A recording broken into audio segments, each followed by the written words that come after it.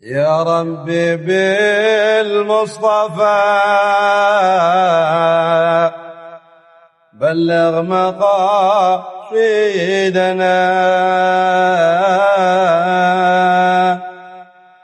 يا ربي بالمصطفى بلغ مقاصدنا واغفر لنا ما مضى يا واسع الكرم. Assalamualaikum Ustaz Anan. Saya mau tanya apa perbedaan pendidikan agama di Mesir, di Pakistan dan di Saudi? Apa perbedaannya? Ya, ya. Kalau di Al-Azhar Mesir mereka negara yang cukup terbuka dengan segala macam pemikiran. Artinya negara keilmuan ya. Saat ini bahkan dari dulu Mesir itu menjadi kiblat untuk pemikiran karena memang negara Mesir membuka setiap aliran ya. Aliran-aliran yang benar-benar memang sudah ada di bumi Kinanah Mesir ya. Kalau saya masuk karena saya di Indonesia, maka mereka pihak Al-Azhar Indonesia itu mazhab Syafi'i. Iya, oke. Sekarang seluruh mahasiswa Indonesia masuk ke mazhab Syafi'i. Gitu.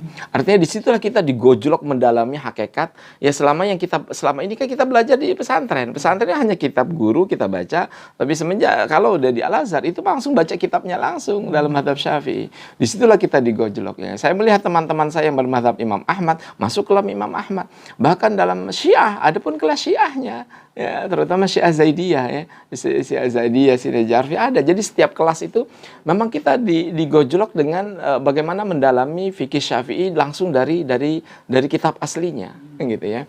Nah, iya sementara dalam pemikiran begitu banyak dibolehkan ya.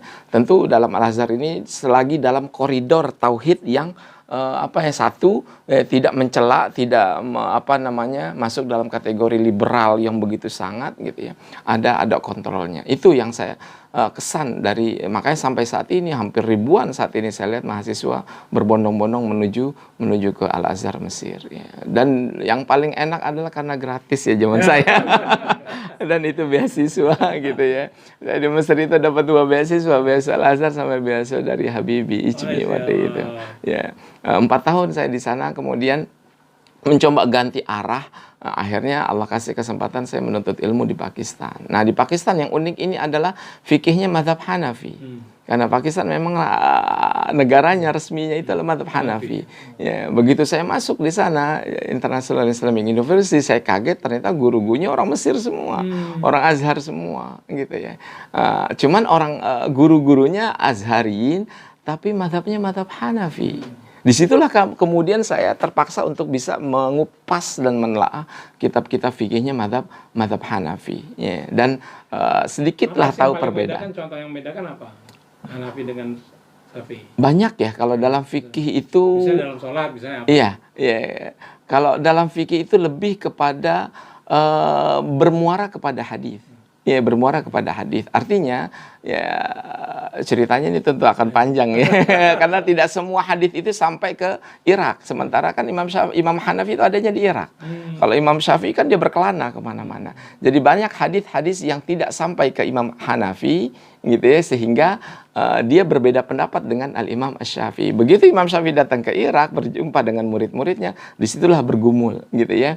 Contoh yang paling sederhana adalah masalah kunut lah ya. Ya, masalah kunut. Nah, itu kan kembali kepada bermuara kepada hadis-hadis yang tentunya memiliki titik perbedaan. Ya, artinya kalau Imam Hanafi karena keterbatasan dia terhadap keberadaan hadis-hadis, maka lebih menggunakan kepada logika yang disebut sebagai qiyas.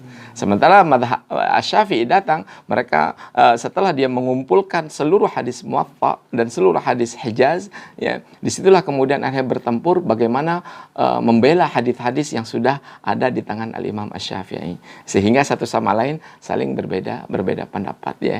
Disitulah akhirnya saya bergumul dengan mazhab Imam Hanafi. Akhirnya saya tahu tuh sumber-sumber mazhab Imam Hanafi dan kenapa kok titik perbedaannya begitu sangat mencolok antara Al-Imam Hanafi dengan Al-Imam Asy-Syafi'i gitu ya. Akhirnya walaupun saya mengambil dalam bidang usul fiqh, berselang kemudian saya diminta untuk berkhidmat setelah lulus S2 sekitar 8 tahun ya, di masyarakat di Indonesia. Ya, sampai akhirnya karena terus terang Pak, saya kuliah saya itu semuanya beasiswa jadi nggak bisa kuat untuk bisa ini ya. waktu di Saudi juga. Iya, tapi alhamdulillah mungkin setelah saya khidmat kepada masyarakat 8 tahun, Allah kasih kesempatan tahun 2010 dapat beasiswa ke King Saud University. Disitulah kemudian saya masuk dan Beda lagi ya? beda madhab lagi, dan madhabnya adalah madhab Imam Ahmad. Ya, gitu. Ya, akhirnya ya kurang lebih hampir sama lah kalau kita bergumul kepada kitab Al-Mughni Ibnu Qudamah yang menjadi fondasi dasar fikih Imam Ahmad gitu ya. Kurang lebih sama lantaran karena memang Imam Ahmad itu kan muridnya Al-Imam Syafi'i langsung. Ya, Imam Syafi'i ketika menulis hadis tentu dia bertanya kepada muridnya Al-Imam Ahmad. Imam Ahmad kalau nanya fikih maka kepada gurunya gitu ya. Cuman memang yang saya perhatikan, memang fondasi madhab sandarannya adalah madhab Imam Ahmad. Namun realita di kurikulum pendidikan tentunya tidak kembali kepada madhab Imam Ahmad secara murni. Ya. Kembali kepada fikihnya Syekh Imam Ibn Taimiyah, ya, fikihnya kembali kepada Syekh Muhammad bin Abdul Wahab secara realita di lapangan. Ya, kalau kita memegang fikihnya Imam Ahmad tentu tidak akan banyak berbeda dengan Al-Imam Syafi'i. Disinilah ya titik perbedaannya ya karena masing-masing punya mazhab yang berbeda dan memiliki sistem kurikulum yang berbeda, ya satu sama lain saling melengkapi. Makanya saya datang ke Budi Putri, saya ingin menyatukan ini bagaimana ya bisa membuka pola pemikiran. Sesungguhnya perbedaan itu bukan lagi dianggap sebagai sesuatu yang aib gitu loh ya. Makanya saya sering memberikan masukan kepada mahasiswa ketika ada perbedaan ini antara kunut dengan kunut, ya, antara kunut dan tidak kunut, perbedaan antara memilih saf kakinya harus nempel atau tidak gitu ya, perbedaan terkait dengan maulid atau tidak, perbedaan dengan peringatan Muharram atau tidak, seharusnya tidak dijadikan sebagai bahan untuk mencerca orang gitu loh. Toh antara para imam mazhab mereka saling hormat menghormati. Ya itu yang saya tekankan kepada mahasiswa. Ya sesungguhnya kearifan seseorang, apalagi orang yang untuk menuntut ilmu, bagaimana memberikan toleransi kepada pemahaman yang berbeda. Ya artinya ya ketika dia belajar di negara Arab Saudi yang mazhabnya Imam Ahmad, siogianya sepantasnya dia masuk ke bumi pertiwi dengan mengamalkan mazhab Al-Imam Syafi'i.